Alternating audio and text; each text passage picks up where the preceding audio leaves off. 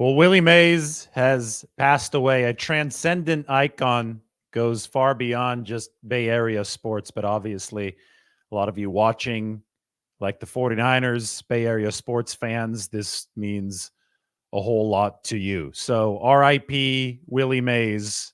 I interrupted the longer stream a little bit earlier when the news broke.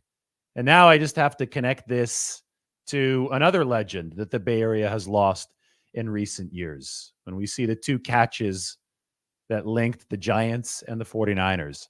I mean, putting these legacies into perspective, the 49ers have the catch in football and the Giants have the catch in baseball, thanks to Willie Mays. 1954 World Series, Vic Wertz of Cleveland hit a 460-foot bomb into dead center field, and Willie Mays hauled it in. And of course, at left, that is Dwight Clark. That was a couple decades later. January 1982 NFC Championship game. That was the catch against the Dallas Cowboys that launched the 49ers dynasty.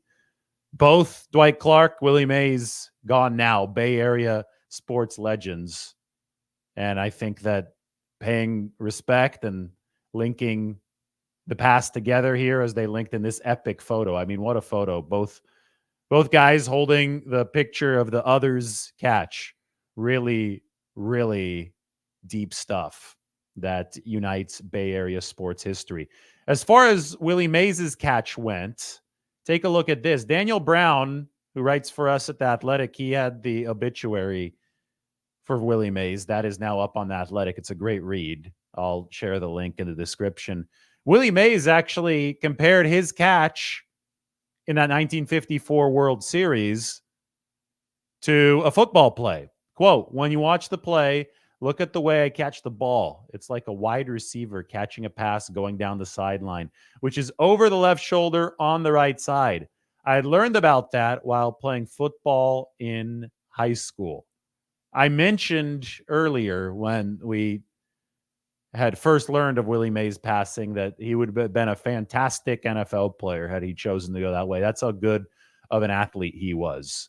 And we were just talking a little bit earlier about the attention to detail that Willie Mays, and we're just talking about attention to detail in general, but the attention to detail that Willie Mays showed really shone through. And this is from the obituary written by Dan Brown. But Tim McCarver, who called a lot of those Giants World Series games last decade, would talk about how Mays was so far ahead in terms of strategy that he would sometimes flail on a curveball on purpose as a way of duping the pitcher into throwing that same pitch later in a key situation. And he was also such a good base runner that when he would rounding third, trying to score from second on a single, he would slow down on purpose rounding third base so that the opponent, the outfielder, would throw home, and that obviously wouldn't work because Mays just baited him into throwing home.